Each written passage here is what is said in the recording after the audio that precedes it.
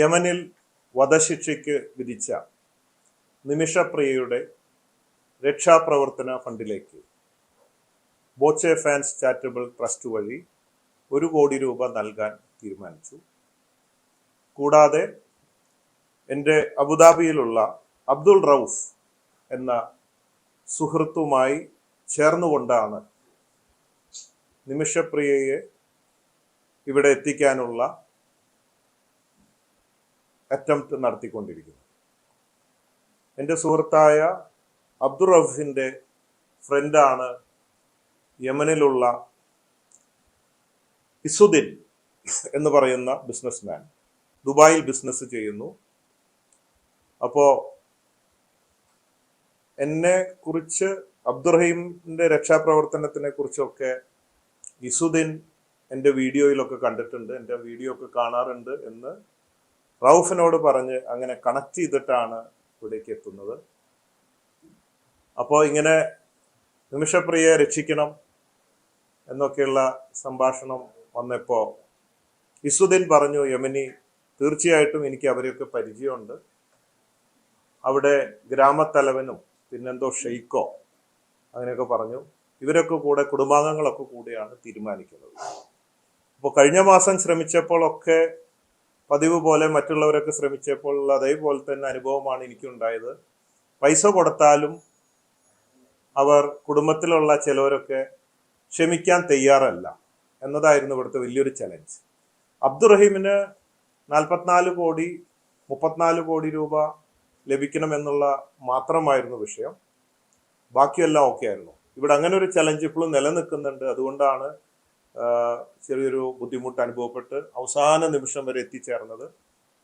പക്ഷേ അവസാന നിമിഷത്തിൽ 2 ദിവസമായിട്ട് അത് പുരോഗമിച്ചു കൊണ്ടിരിക്കുകയാണ്. ഇസുദ്ദീൻ എന്ന് പറയുന്ന ബിസിനസ്മാൻ അവിടെയുള്ള ഗ്രാമത്തലവനെയൊക്കെ ബന്ധപ്പെട്ടുകൊണ്ട് അവരെ രക്ഷിക്കാൻ, ആ വധശിക്ഷ ഒഴിവാക്കാൻ തയ്യാറാണ് എന്ന് ആണ് വീഡിയോയിലൂടെ ഞാനുമായിട്ട് സംസാരിച്ചത്. ആ വീഡിയോ ഞാൻ ഷൂട്ട് ചെയ്തിട്ടുണ്ട്. കാരണം അതൊരു പ്രൂഫ് വേണമല്ലോ, ഇവരൊക്കെ സംസാരിക്കുന്ന കാര്യങ്ങൾ. പിന്നെ എന്ത് ചെയ്താലും അവസാനം നമുക്ക് കിട്ടാനുള്ളത് കിട്ടുമല്ലോ. നെഗറ്റീവ് എന്തായാലും ഉണ്ടാവും, അത് പിന്നെ ഞാൻ പ്രതീക്ഷിക്കുന്നതാണ്. എന്ത് ചെയ്യുമ്പോഴും നെഗറ്റീവ് അവസാനം ഉണ്ടാവും എന്നുള്ളത് അത് പ്രശ്നമല്ല, എന്നതുകൊണ്ട് പിന്മാറാൻ പറ്റില്ലല്ലോ. അതുകൊണ്ട് അറബിയും ഈ അബ്ദുൾ റൌഫ് എൻ്റെ ഫ്രണ്ടൊക്കെ വീഡിയോയിലൂടെ സംസാരിക്കുന്നതും അവർ മറ്റവരുമായിട്ട് സംസാരിക്കുന്ന വീഡിയോ ക്ലിപ്സും കാര്യങ്ങളൊക്കെ ഞാൻ ഉണ്ട്, അതൊക്കെ ഞാൻ നിങ്ങൾക്ക് ഇട്ടുതരാം. അങ്ങനെ അവരിൽ വിശ്വസിച്ചുകൊണ്ട് ആണ് ഞാനിപ്പോൾ ഈ 1 കോടി രൂപ നൽകാമെന്ന് പറഞ്ഞിട്ടുള്ളതും ബാക്കി പൈസ പിരിച്ചെടുക്കുക മലയാളികൾ തരും. 34 കോടി ചോദിച്ചപ്പോൾ 44 കോടി തന്ന മലയാളികൾ തീർച്ചയായും കട്ടയ്ക്ക് നിൽക്കും. പുലിക്കുട്ടികളാണ്. ഒരു അത്യാവശ്യം വന്നാൽ ജാതി മതമൊക്കെ മറന്ന് കക്ഷി രാഷ്ട്രീയങ്ങൾക്ക് അതീതമായി എല്ലാവരും ഒന്നിച്ച് ചെയ്ത് കാണിച്ചു കൊടുത്ത് ലോകത്തിന് മാതൃകയായിട്ടുണ്ട്. വീണ്ടും അത് ഇവിടെ ആവർത്തിക്കപ്പെടും. അതാണ് മലയാളികൾ. ആ ഒരു വിശ്വാസത്തിലാണ് ഞാൻ ഇതിലേക്ക് ഇറങ്ങുന്നത്. പിന്നെ ബാക്കി കാര്യങ്ങളൊക്കെ ഇതിന് നിമിഷപ്രിയയുടെ സഹായ കമ്മിറ്റി ഉണ്ട് എന്നറിയാൻ സാധിച്ചു. അവരെന്തോരം പിരിച്ചിട്ടുണ്ട്, എത്രയുണ്ട് ഇതൊന്നും അറിയില്ല. ഞാൻ ഇന്നും ഒക്കെ ആയിട്ട് ഇന്നലെയൊക്കെ ആയിട്ട് അവരുമായി ബന്ധപ്പെട്ടുകൊണ്ടിരിക്കുകയാണ്. അപ്പോൾ ഉടൻ തന്നെ അവർ വിവരം തരാമെന്ന് പറഞ്ഞു. എത്ര പിരിച്ചു, ഇനി എത്ര പിരിക്കാനുണ്ട്, എന്തോരം ഞാൻ സംഘടിപ്പിക്കണം, ഇനി റൂട്ടിൽ ഇറങ്ങണോ, മുമ്പ് യാത്രയൊക്കെ ചെയ്തിട്ടുണ്ട്, അതുപോലെ എന്തെങ്കിലും പരിപാടിയൊക്കെ ആയിട്ട് ഇറങ്ങണം, അങ്ങനെയൊക്കെയുള്ള കാര്യങ്ങൾ. മാത്രമല്ല മറ്റൊരു ചലഞ്ച്, ഇവിടെ ഇന്ത്യയിൽ പൈസ കിട്ടിയാൽ എങ്ങനെയാണ് യമനിലോ ദുബായിലോ ഒക്കെ എത്തിക്കുക നിയമപരമായിട്ട്, അത് മറ്റൊരു ചലഞ്ചാണ്. പിന്നെ ഒരു ചലഞ്ച് കാണുന്നത് ഇപ്പൊ ബാങ്ക് അക്കൗണ്ട് നമ്പർ ഉള്ളതാണെന്ന് അറിയിച്ചത്. അബ്ദുറഹീമിന്റെ കേസിൽ ഒരു ആപ്പ് ഉണ്ടായിരുന്നു, ഗൂഗിൾ പേ, ഇതൊക്കെ ഈസി ആയിട്ട് ചെയ്യായിരുന്നു, യൂസർ ഫ്രണ്ട്ലി ആയിരുന്നു. ഈ ബാങ്കിലേക്ക് അയക്കുമ്പോൾ പെട്ടെന്ന് കുറച്ച് കഴിയുമ്പോൾ ജാമാവും, അത്ര ഒരു സ്പീഡ് കിട്ടാൻ വഴിയില്ല. അതൊക്കെ ഒരു ചലഞ്ച് ഉണ്ട്. അപ്പൊ ടെക്നിക്കൽ ആൻഡ് ലീഗൽ കാര്യങ്ങളൊക്കെ നിമിഷപ്രിയ സഹായ കമ്മിറ്റിയുമായിട്ട് ചർച്ച ചെയ്തുകൊണ്ടിരിക്കുകയാണ്. അപ്പൊ ഇങ്ങനെയുള്ള കാര്യങ്ങളും ഒക്കെ ആയിട്ടാണ് ഇതുവരെ എത്തിച്ചേർന്നിട്ടുള്ളത്. തീർച്ചയായിട്ടും എണ്ണപ്പെട്ട ദിവസങ്ങളാണ്. അതിനിടയ്ക്ക് ഞാൻ ഇവരുമായിട്ട് റിക്വസ്റ്റ് ചെയ്തു. ഇന്നാണ് ആ ചർച്ച വീണ്ടും ഉച്ചയ്ക്ക് നടന്നത്. ഇന്നലെ രാത്രി 2 പ്രാവശ്യം സംസാരിച്ചു. അങ്ങനെ പല ദിവസങ്ങളായിട്ട് ചർച്ച നടക്കുന്നുണ്ട്. കുറച്ചു ദിവസം നീട്ടി വെക്കൂ എന്നൊരു റിക്വസ്റ്റാണ് അവസാനം കൊടുത്തിട്ടുള്ളത്. അപ്പോൾ അവർ പറഞ്ഞു, അവരുമായിട്ട് സംസാരിച്ചു, അത് സാധ്യമാകാൻ സാധ്യതയുണ്ട്, നീട്ടിവെക്കാൻ കുറച്ച് സമയം കൂടെ നീട്ടിത്തരാം എന്നൊക്കെ പറയുന്നുണ്ട്. അതിനിടയ്ക്ക് അവർ പറയുന്നുണ്ട്, നിങ്ങളുടെ ഭാഗത്തുനിന്ന് സ്പീഡ് ആവുകയാണെങ്കിൽ ഞങ്ങൾ എത്രയും പെട്ടെന്ന് യമനിൽ നിന്ന് ബോർഡർ ക്രോസ് ചെയ്ത് ഒമാനിൽ എത്തിച്ചു തരാം നിമിഷപ്രിയയെ എന്ന്. അപ്പോൾ ബോച്ചെ ഒമാനിൽ വന്നാൽ നിമിഷപ്രിയയെ അമ്മയും കൂട്ടി വരാമെന്നൊക്കെ പറയുന്നുണ്ട്. ഈ ചർച്ച ഇതൊക്കെ ഞാൻ വീഡിയോ എടുത്തിട്ടുണ്ട്, അതിനുവേണ്ടി ശ്രമിക്കുന്നു. അപ്പോൾ നമുക്ക് ശ്രമിക്കാം. അതുപോലെ ഒരുപാട് പേര് ശ്രമിച്ചുകൊണ്ടിരിക്കുന്ന വ്യക്തികളും മറ്റേ മന്ത്രിസഭയ്ക്കുമായിട്ട് നമുക്ക് എല്ലാവർക്കും ഒരുമിച്ച് പ്രവർത്തിക്കാം. ഏതായാലും ഏതാണ് സാധ്യമാവുക എന്ന് നമുക്ക് നോക്കാം. ഇങ്ങനെയൊക്കെയാണ് കാര്യങ്ങൾ എത്തി നിൽക്കുന്നത്.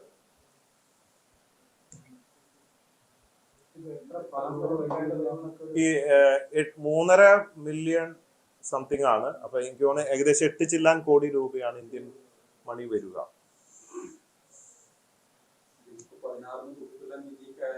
അതെ,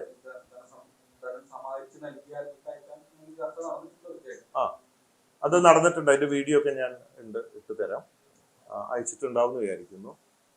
വേണമെങ്കിൽ ഇദ്ദേഹത്തിന്റെ കയ്യിലുണ്ട് വീഡിയോ. അത് കഴിയുമ്പോൾ വേണമെങ്കിൽ അതിനെ കുറിച്ചിട്ടൊന്ന് നോക്കാൻ വേണമെങ്കിൽ. അപ്പൊ അതിൽ അവര് സംസാരിക്കുന്നതും അവരുമായിട്ട് സംസാരിക്കുന്നതും ചെയ്യാൻ പറ്റും എന്നൊക്കെയാണ് നമ്മളോട് പറഞ്ഞത്. അവര് പറഞ്ഞ വെളിച്ചത്തിലുള്ള കാര്യങ്ങളാണ് ഞാൻ പറയുന്നത്. ഞാൻ യമനിൽ പോയിട്ട് നേരിട്ടൊന്നും അവരായിട്ട് സംസാരിച്ചിട്ടില്ല. വീഡിയോ ക്ലിപ്സ് സംസാരിക്കുന്നത് എൻ്റെ ഫ്രണ്ട് അബ്ദുൾ റൌഫ്, അബുദാബിയിലുള്ള വ്യക്തി. അയാളുടെ ഫ്രണ്ടാണ് യമനി ബിസിനസ്മാൻ, ദുബായിൽ ബിസിനസ് ചെയ്യുന്നു. അദ്ദേഹമാണ് ഞാൻ നേരത്തെ പറഞ്ഞ പോലെ എൻ്റെ വീഡിയോ ഒക്കെ കാണാറുണ്ട്, അബ്ദുൾ റഹീമിനെ രക്ഷിച്ചും കാര്യങ്ങളൊക്കെ ആയിട്ട്. അപ്പൊ അതുകൊണ്ട് അയാൾക്കൊരു വിശ്വാസമുണ്ട്, ബോച്ചെ പറയുകയാണെങ്കിൽ നമ്മൾ അതിനു വേണ്ടി തയ്യാറാകാം, അതിനുവേണ്ടി ഞങ്ങൾ സംസാരിക്കാം. അതുപ്രകാരം സംസാരിച്ചു, ഏറെ കാര്യങ്ങൾ ശരിയായിട്ട് വരുന്നുണ്ട് എന്നൊക്കെ അവർ വാക്ക് തരുന്നതൊക്കെ അതിൽ വീഡിയോയിലുണ്ട്. അപ്പം അതുപ്രകാരം നമ്മൾ വെയിറ്റ് ചെയ്യുകയാണ് ബാക്കി കാര്യങ്ങൾക്ക് വേണ്ടി എന്താണ് എങ്ങനെയാണെന്ന്. പിന്നെ ഈ ബാക്കി പൈസയ്ക്ക് കളക്ഷൻ എടുക്കണം. പിന്നെ ഈ സഹായ കമ്മിറ്റി ഇന്ന് ഞാൻ അവരോട് സംസാരിച്ചപ്പോൾ പറഞ്ഞത് ഇന്ന് രാത്രിയോ നാളെ പറയാം ഇനി എത്ര പൈസ വേണം, എത്ര അവർ കളക്ട് ചെയ്തിട്ടുണ്ടെന്നും ബാക്കി കാര്യങ്ങൾ അയച്ചു കൊടുക്കുന്നതിനെ സംബന്ധിച്ചൊക്കെ അവരാണ് നോക്കുന്നത്, നിയമപരമായിട്ടുള്ള കാര്യങ്ങളൊക്കെ. നമ്മുടെ ഭാഗത്തുനിന്ന് ബോച്ചെ ഫാൻസ് 1 കോടി നൽകുന്നു. ബാക്കി ഇതിനു വേണ്ടിയുള്ള പ്രവർത്തനങ്ങൾ കോർഡിനേറ്റ് ചെയ്യുന്നുണ്ട്. ഇതാണ് നടക്കുന്നത്. ഇവിടെ എപ്പോഴും ഉണ്ടായ ചലഞ്ച് ഇത്രയും നീണ്ടുപോകാനായിട്ട് കാരണം കുടുംബാംഗങ്ങളിൽ ഒരുപാട് പേര് സമ്മതിച്ചു, കുറെ പേര് സമ്മതിക്കുന്നില്ല. ഇനി കുടുംബാംഗങ്ങൾ സമ്മതിച്ചു വരുമ്പോൾ അവിടെ ഗ്രാമത്തലവനുണ്ട്, അങ്ങനെ ഒരു സംവിധാനമുണ്ട്, അയാളുടെ ഒരു വലിയ റോൾ അവിടെ ഉണ്ട്. പിന്നെ ഒരു ഷെയ്ഖ് എന്ന് പറയുന്നുണ്ട്, അങ്ങനെ ഒരു റോളുണ്ട്. അപ്പൊ ഇതെല്ലാവരും കൂടി കോർഡിനേറ്റ് ചെയ്ത് വരാത്തത് കൊണ്ടാണ് ഈ പ്രശ്നം. അത് പേരെ കുറെ ശരിയാവുന്നതാണ് ഇപ്പോൾ ലാസ്റ്റ് പറയുന്നത്.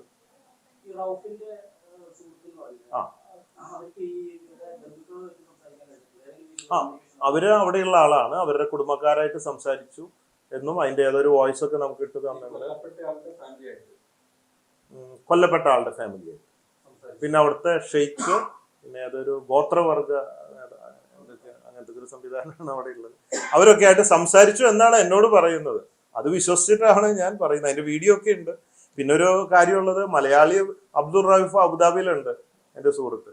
അപ്പൊ അയാൾ വഴി ആയതുകൊണ്ട് നമുക്ക് ആ ഒരു വിശ്വാസം കൂടി ഉണ്ട്. അല്ല, യമനിയനെ എനിക്കറിയില്ല, അയാൾ എൻ്റെ വീഡിയോ കാണാറുണ്ടെന്നും എൻ്റെ ഫാനാന്നൊക്കെ പറയുന്നുണ്ട്. അതൊന്നും നമുക്ക് എത്രയാണെന്ന് അറിയില്ല. ഇതുകൊണ്ടുള്ള ഒരു റെഫറൻസ് ഉണ്ട്, അങ്ങനെ വെച്ചിട്ടാണ് ഇത് കണക്ട് ചെയ്ത് പോകുന്നത്. അപ്പൊ അങ്ങനെയാണെങ്കിൽ അത് എല്ലാം റെഡിയായി വരികയാണെങ്കിൽ പെട്ടെന്ന് 2 ദിവസത്തിനുള്ളിൽ ഞാൻ ഒമാനിലേക്ക് പോകാനും പറഞ്ഞ പോലെ കാര്യങ്ങൾ നടക്കുകയാണെങ്കിൽ അതിനുവേണ്ടി പ്രവർത്തിക്കാനായിട്ടുള്ള ഒരു തയ്യാറെടുപ്പിലാണ് നമ്മൾ നിൽക്കുന്നത്. 8 ചില്ലാൻ കോടിയാണ് അവർ ചോദിക്കുന്നത്, ഇന്ത്യൻ മണി.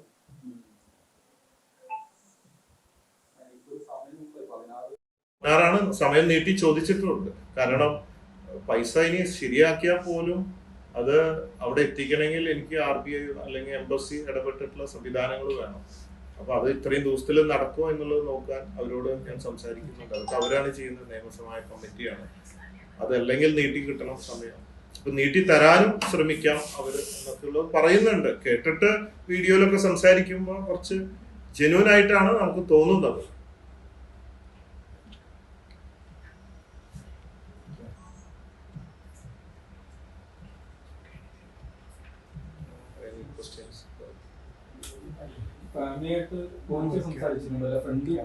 എന്റെ ഫ്രണ്ടും ഈ യമനിയുമായിട്ടാണ് സംസാരിച്ചിട്ടുള്ളത്. പിന്നെ യമനി അവിടെ സംസാരിച്ചു എന്നാണ് എന്നോട് പറഞ്ഞത്. പിന്നെ അവര് സംസാരിച്ചതിന്റെ എന്തോ ഒരു വോയിസ് ഇട്ടിട്ടുണ്ട്, അത് അവരുടെ ആണോ എന്നൊന്നും എനിക്ക് അറിയില്ല. ഇത്രയൊക്കെയാണ് നമുക്ക് പറ്റിയിട്ടുള്ളൂ. എന്തായാലും ഇതുവരെ ആ കുടുംബാംഗങ്ങളൊക്കെ ഇവര് പറയുന്ന പ്രകാരം നമ്മൾ അതൊക്കെ കോർഡിനേറ്റ് ചെയ്ത് കൊണ്ടുവന്നിട്ടുണ്ട്. അത് ശരിയാവും എന്നാണ് അവർ പറയുന്നത്. ആ വാക്ക് വിശ്വസിച്ചിട്ടാണ് നമ്മളത് മുമ്പോട്ട് പോകുന്നത്. അതേസമയം അവിടെയുള്ള ഒരു മലയാളി ഉണ്ട്, പേര് മറന്നു, അദ്ദേഹം അവിടെ അതിന് വേണ്ടി കുറെ ശ്രമിച്ചിട്ടുണ്ട്. ഞാൻ അവരുമായിട്ടും പിന്നെ ഇവിടുത്തെ കമ്മിറ്റിയായിട്ടൊക്കെ ബന്ധപ്പെട്ടുകൊണ്ടിരിക്കുന്നുണ്ട്. എന്താ അപ്പൊ അവര് അതിന്റെ അപ്ഡേറ്റ് ഇന്ന് രാത്രിയും ഒക്കെ ആയിട്ട് തരാന്ന് പറയും. ഇല്ല, നേരിട്ട് സംസാരിച്ചിട്ടില്ല. ഇവിടെയുള്ള കമ്മിറ്റിയിൽ ചില അംഗങ്ങളായിട്ടൊക്കെ സംസാരിച്ചു. കുടുംബമായിട്ട് ആശയവിനിമയം നടത്തിയോ? ഇല്ല, അവിടെ യമനിലോ? അല്ല, നിമിഷയുടെ കുടുംബമായിട്ട്. നിമിഷയുടെ ഹസ്ബൻഡുമായിട്ട് ഞാൻ സംസാരിച്ചിരുന്നു. ഇവൻ കഴിഞ്ഞ മാസം സംസാരിച്ചിരുന്നു. അപ്പോഴൊക്കെ അവര് ആ ഒരു ഈ കുടുംബം സമ്മതിക്കുന്നില്ല എന്ന ഒരു ഇതാണ്. കാരണം കുടുംബത്തിലെ പലർക്കും ഇതിനെതിരാണ് ഇങ്ങനെ ക്ഷമിക്കുന്നത്. പിന്നെ എന്നെ സംബന്ധിച്ച് ഇതിൽ ഇടപെടാനുള്ള ഒരു കാര്യം, ഒന്ന് 1000 കുറ്റവാളികൾ രക്ഷപ്പെട്ടാലും ഒരു നിരപരാധി ശിക്ഷിക്കപ്പെടരുതെന്നുള്ള പ്രത്യേക ഒരു താല്പര്യം എനിക്കുണ്ട്. അത് വലിയൊരു ആഗ്രഹമാണ് എൻ്റെ ജീവിതത്തിൽ മനസ്സിലാക്കിയ ഒരു കാര്യം. അപ്പോൾ അതാണ് പ്രധാനപ്പെട്ട ഒരു കാര്യം. പിന്നെ ഇവരൊരു ഇന്നസെന്റ് ആണെന്നാണ് എൻ്റെ അന്വേഷണത്തിൽ കിട്ടിയത്. എൻ്റെ യാഥാർത്ഥ്യം അറിയില്ല. കാരണം ഈ സ്ത്രീ ഈ യമനിയുമായിട്ട് ഒരു പാർട്ട്ണർഷിപ്പ് ബിസിനസ്, ഒരു ക്ലിനിക്ക് തുടങ്ങുകയും അതിനുശേഷം ഈ യമനിയുടെ സ്വഭാവം മാറുകയും ഈ സ്ത്രീയെ പീഡിപ്പിക്കുകയും കൂടെ കൂടെ അവരുടെ പാസ്പോർട്ട് വാങ്ങി കൈവശം വെക്കുകയും യാത്ര ചെയ്യാൻ സമ്മതിക്കാതിരിക്കുകയും പണം മോഷ്ടിച്ചെടുക്കുകയും അങ്ങനെ ഒരുപാട് പ്രശ്നങ്ങളിലേക്ക് വന്ന് ഇരിക്കപ്പുറതിയില്ലാതെ നിവൃത്തിയില്ലാതെ പാസ്പോർട്ട് എടുത്ത് നാട് വിട്ട് പോരാൻ വേണ്ടി ഇദ്ദേഹത്തെ ഉറങ്ങുമ്പോൾ കുത്തിവെച്ച് മയക്കാനായിരുന്നു ഉദ്ദേശം. സഡേഷനാണ് കൊടുത്തത്. ആ സഡേഷന്റെ ഡോസ് കൂടിപ്പോയി, അങ്ങനെ മരണപ്പെട്ടതാണ്. കൊല്ലാൻ വേണ്ടി ചെയ്തിട്ടില്ല. അങ്ങനെ വന്നപ്പോഴാണ് അത് നുറുക്കി ടാങ്കിലും ഇതിലൊക്കെ ആക്കിയിട്ടുള്ള സംവിധാനം അങ്ങനെ ഓടിപ്പോകുന്നുണ്ട്. അപ്പൊ മനഃപൂർവ്വം ഒരു കൊലപാതകം ഉദ്ദേശിച്ചിരുന്നില്ല. പിന്നെ ഇതേപോലെ പീഡിക്കപ്പെടലും സ്ഥിരമായിട്ട് സമ്പത്ത് അപഹരിക്കലും എല്ലാ നിലയ്ക്കും നശിച്ച് ഒരു പ്രത്യാശയില്ലാത്തൊരു സിറ്റുവേഷനിൽ ചെയ്തു പോയതാണെന്നാണ് പറയുന്നത്. എന്തുകൊണ്ട് ഞാൻ അതിനെയൊന്നും ന്യായീകരിക്കുന്നില്ല. അതുകൊണ്ട് നിരപരാധിയാണെങ്കിൽ രക്ഷപ്പെടട്ടെ. മാത്രമല്ല, ആ രാജ്യത്തെ നിയമം വെച്ച് ദയാമണി കൊടുക്കുകയാണെങ്കിൽ രക്ഷപ്പെടുത്താന്നുണ്ട്. തീർച്ചയായിട്ടും അങ്ങനെ ഒരു നിയമം ഉണ്ടെങ്കിൽ നമ്മൾക്ക് ചെയ്യാവുന്ന ഒരു കാര്യം ഇതല്ല. എല്ലാവരും കൂടെ ഒന്ന് കൈവച്ച് സഹായിച്ചാൽ ഒരു ജീവനാണ് തിരിച്ചു കിട്ടുക. അത് വലിയൊരു കാര്യമാണ്. അത് എപ്പോഴും നമുക്ക് സാധിക്കുന്ന ഒരു കാര്യമല്ല. അതുകൊണ്ട് നമ്മളൊക്കെ ഇതിലേക്ക് ഇറങ്ങി മറ്റുള്ളവരെ പോലെ.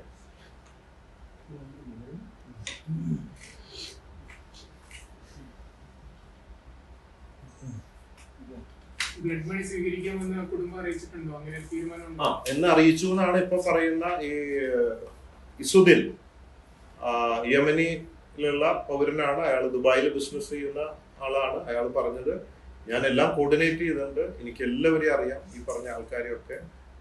ഹീസ് ഇൻഫ്ലുവൻഷ്യൽ എന്നാണ് അയാൾ അബ്ദുറഹീം വഴി എന്നോട് പറയുന്നത്. ഇപ്പോ കാര്യങ്ങളിലേക്ക് കടക്കുമ്പോഴാണ് അതിന്റെ കാര്യങ്ങൾ അറിയാം. പക്ഷെ കേട്ടോടത്തോളം സംസാരവും വീഡിയോ റെക്കോർഡൊക്കെ ഉണ്ട്. വെച്ചിട്ട് അവരുടെ പേരുകൾ പറയുന്നുണ്ട്, അവിടുത്തെ ആൾക്കാരുടെ പേരുകൾ പറയുന്നുണ്ട്, ഇന്നതൊക്കെ കാര്യങ്ങൾ പറയുന്നുണ്ട്. ആദ്യഘട്ടം മുതൽ എന്തൊക്കെ രീതിയിലാണ് ഇക്കാര്യത്തിൽ ഇടപെട്ടത്?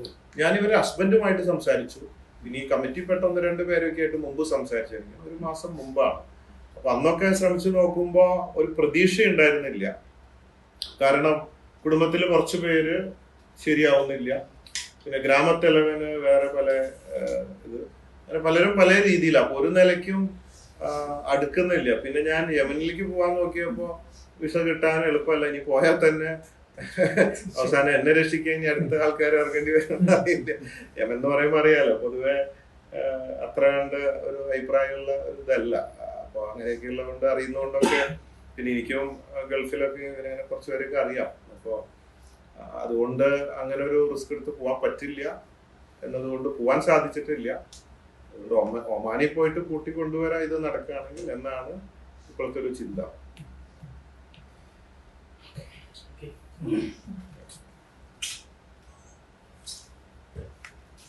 പ്രതീക്ഷിക്കാം നമുക്ക് നിമിഷപ്രിയ അവിടെ എത്തുന്നത്. നമുക്ക് എല്ലാവർക്കും കൂടെ പിന്നെ എല്ലാവരോടും ഇതൊക്കെ കഴിഞ്ഞ പ്രാവശ്യം അബ്ദുറഹീമിനെ രക്ഷിക്കുമ്പോഴും അതിനൊക്കെ മീഡിയയുടെ വലിയ സപ്പോർട്ടാണ്. എൻ്റെ യാചകയാത്ര തിരുവനന്തപുരത്ത് നിന്ന് തുടങ്ങിയപ്പോൾ എല്ലാ ജില്ലകളിലും മീഡിയ വളരെ ശക്തമായിട്ട് കിട്ടിയ കളക്ഷൻ എത്ര, ഇനി എത്ര കിട്ടാനുണ്ട്, അതിനെക്കുറിച്ചൊക്കെ വ്യക്തമായ ധാരണയും അതിൻ്റെ ആ ഒരു ടെൻഷൻ ജനങ്ങളിലേക്ക് എത്തിച്ചു. അതിന് വലിയൊരു പാർട്ട് മീഡിയ അതിൽ എടുത്തു, വലിയ പാർട്ട് എടുത്തു. അല്ലാണ്ട് ഞാൻ ഒറ്റയ്ക്ക് അവിടെ നിന്ന് തെണ്ടി കിടന്നുകൊണ്ടൊന്നും ഇത് കിട്ടാൻ പോകുന്നില്ല. എന്ന പോലെ തന്നെ വീണ്ടും അപേക്ഷ അതാണ്, നിമിഷപ്രിയ നമുക്ക് കൂടെ എത്തിക്കണം. അതിന് നിങ്ങളും കൂടി വിചാരിച്ചാലേ നടക്കുള്ളൂ. വലിയൊരു റോള് നിങ്ങളുടെ കയ്യിലാണ്.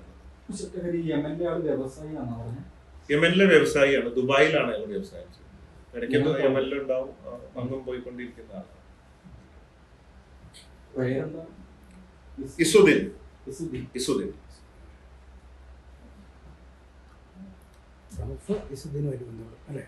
അബ്ദുൾ റൌഫ് ആണ് അബുദാബിയിലുള്ള മലയാളി ഫ്രണ്ട്.